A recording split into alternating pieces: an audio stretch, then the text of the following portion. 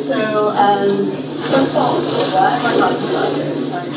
Someone already asked me that, and that's because, like everyone else, I've suffered from imposter syndrome. I've also seen other people suffering from it, and it does no one any good. So I'm going to talk about a couple things we can do to make things better. We start by talking about myself. That's where it all began. I'm a developer. I'm into productivity hacks, like hackers might go to procrastination tool. I do agile software development. I actually work for a company that builds an agile software development tool. I promise I won't shell or pop that tool today. But all of this is really to hide the fact that this is what I'm thinking right now, right? I'm a fraud, and you're all about to find that out. And that's the core of what imposter syndrome is. So the idea is that I know some stuff, a little bit of stuff. Everybody else knows all this other stuff, including the stuff I know. Now, that's how we all feel at some point. The reality is that I know some stuff and everybody else knows probably about the same amount of stuff, and there's some overlap. So the trick is how to get our perception to match that reality. And so I'm going to talk about a couple of things. I stole the title kind of from this book, and I'll explain that to the end, but Getting Things Done is kind of a book about personally organizing your own work, like to-do lists and projects and getting stuff, how you get stuff done. For imposter syndrome, I see it as an impediment to getting stuff done, so I want to talk about a couple of different things that we can do to deal with that. There are changes to like our mindset, and there are behavioral changes we can make, and then there are also, if you're working in a team, there are cultural changes that you can try to instill. So I want to kind of bring up a couple of those. So the first thing is, I'm not the only one that has imposter syndrome. Even people like Tina Fey kind of. I love this quote, which is, I don't know if everybody can read it, so I'm going to do that to you, not supposed to read the slide. The beauty of the imposter syndrome is that you still vacillate between extreme egomania and a complete feeling of, I'm a fraud. Oh God, they're on to me, I'm a fraud. So how do you so you just try to ride the egomania when it comes, enjoy it, and slide through the idea of fraud. All right, so that kind of wave of stuff, last night when I finally started working on these slides, I was feeling it pretty hard, So that kind of helped me think of the things that I need to do to deal with it. The first part is changing how I'm thinking about things. That's kind of where everything starts. And the first thing you need to do is let it go. That egomania, that's actually the cause of imposter syndrome, because you think that what you're doing is so important and what your impact on it is such a big deal that if you mess up, it's going to be a huge disaster. And it's not that true. So you feel like fraud because you have some idea of this perfect person that you could be. And you're not. So if you let go of that sense of self-importance, you won't feel like a fake anymore. The next thing is, instead of focusing on me, I focus on providing value. So there are lots of ways of doing that. I can think about the work rather than what I'm doing. I can also change that approach so that I'm trying to help other people. Like, if I start thinking about helping other people, then I'm not thinking about what I don't know. That really helps. So if you focus on the idea of helping rather than competing, it gets you past that in a lot of ways. Finally, if you recognize that no one else really knows what they're doing either, it helps a lot. So, the world we live in is a result of a lot of brave people who are tinkering and failing, and every once in a while they're succeeding. So no one knows what's next, but some are willing to try. And that's really the big trick is, even though you don't know what you're doing, no one else knows what they're doing, you try anyway. So those are kind of mindset things, but there are also some behavioral changes that you can make. And the first one is, be Socrates, ask questions. As long as there's someone around who knows something that you don't know, ask them what those things are. You ask dumb questions, you ask questions that you're scared of asking, and eventually your questions stop getting dumb. So that fear of being an idiot is what makes you an idiot, in a way. And you just kind of have to get over that. The other side is you've got to be vulnerable. You have to be willing to let people know that you don't know things, that you're having problems. Because most people, they don't want to help you. A couple years ago, I was in a car accident, single car accident, It was dumb. My dog was rolling down the window, and I didn't pay attention, hit a telephone pole, flipped my car over. All these people came running out of their houses to help me. Why would they do that? It's because it was clear I was in trouble. A lot of times when you're in trouble, no one else notices. So you have to speak up. I put the rubber ducky there because there's a thing where a lot of times you don't ask for help because you don't think anyone can help you. But sometimes just the asking and the talking about the problem will help you solve the problem. So there's a notion of rubber ducky buggy. You guys familiar with that? Yes. Right, so that is just having someone to talk to about what you're doing and voicing what's going on helps you. And that can be like a physical rubber duck on your desk. But a real person, much, much better. So, look for your rubber duckies, be the rubber ducky. So be curious. Look at what other people are doing. That kind of helps with the ego side of things. It also, because you see where other people are being successful, where they're struggling, and how they do things, what makes them tick. Really a powerful way of doing it. And then listen, offer to help other people when you see they need it. You're going to learn just by the way they approach things, because they know some things you don't know, and you're going to help them learn also. So really, when you get down to all these things on the mindset, on the actions, it's really about growing your sense of how your ability to empathize. Empathy is kind of the key to not feeling like a pig anymore. Right? So those are all great things to do for yourself, but there's some cultural things that you can do in your team or your workplace that can help also. You can surround yourself with people that you rely on. So find mentors, be mentors. That helps. You'll be more successful with that. Other people are going to see that. They're going to emulate that. Then you can work at making the environment safe. Make it safe for people to make mistakes and for people to say they don't know things. One way to do that, does anyone here do Scrum or any sort of Agile? All right, so do you guys know what a stand-up meeting is? The stand-up meeting, there are 3 questions supposed to ask. Can you tell me what those are? Or yesterday, today, and what's happening? Right, so almost every stand-up I've ever been to, people talk about what I did yesterday and what I'm doing today, and I don't have any problems.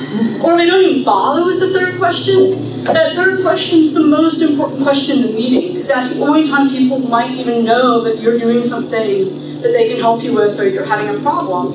They may be having the same problem. So where I work, one of the problems I was having is the builds were taking a long time, and that feedback loop of doing some work and seeing what it was taking forever.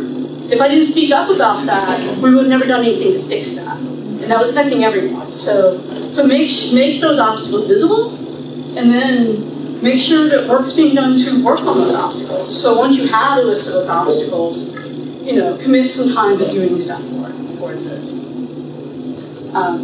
Finally, there are a couple of social rules that you can build, and these are from a place called the Meeker Center. It used to be called the Hacker School. They changed their name because they thought that was misleading. The idea behind social rules is that they make explicit social norms that are normal. And it's really about not being a jerk and not being annoying. The idea of these rules, they're rules that people break. You're going to break them, and then you're going to apologize, and it's going to be fine. Or you're going to see someone else break them, and you're going to say, hey, you just broke that rule, and they're going to apologize, and it's going to be fine. But it still helps to make it public, So one of those rules is no feigning surprise. So if someone says something, like they don't know something, whether it's a technical thing, like they don't know, what stack is, don't say, really? Or if they don't even know non-technical things, like they don't know, who some famous programmer is, or they've never read Stack Overflow. Don't say, really? Just, because when you're doing that, you're really not trying to help them. You're not making them feel better, you're making yourself feel better. What you really want to do is make people feel comfortable saying, I don't know and I don't understand. So when they don't know something that you do, you can't help them. Kind of complementary to that is no, well, actually. So if someone says something that's almost right, but not quite, and you say, well, actually, you give a minor correction, are you really making things better? And this is a hard one for me, because, most people in science and technology the technical matters, but you have to make sure whether or not the technical really matters, or if you're just grandstanding. And think about that. Is it ego or is it something that's going to make a difference?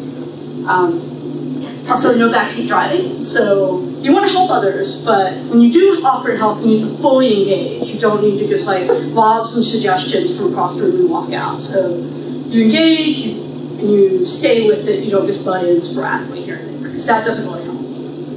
And finally, no subtleism. So subtleisms are things like you want to ban racism, sexism, homophobia, transphobia, and any other sort of bias, because they make people feel uncomfortable. And as long as people feel uncomfortable, then they're not going to be safe to explore and to grow. So these are often the things that we do, and we're all guilty of it. Things like just saying it's so easy my grandmother could do it, that's a subtleism. So it's a thing to be mindful for yourself and to speak up, and to counter it and be conscious of it. So I said I put this book title up, and one of the things you notice about this is it's just one dude standing on the book, right? And part of all of this is that together we're more than any one person can be. I was hoping that the steps we talked about before would get you from here to here, but the reality is this is what things really look like, right? It's a whole bunch of people, it's a nice little flower, and if you actually learn and share, that flower can blossom, and we can all become bigger and better. So finally, I kind of want to close with a quote from Jen Schiffer. You guys, is anyone familiar with her? She writes satirical web articles. Let me go back to my note. Like one of the titles is "How JavaScript is going to replace Node.js." So she's like this sarcastic woman, but she wrote this thing that I thought was really true on the internet, and so I thought I should share. This is Twitter of hers. It's all of your code is ephemeral, and one day will not even matter. It probably doesn't even matter now. How you treat your peers is what matters. Anyone have any questions?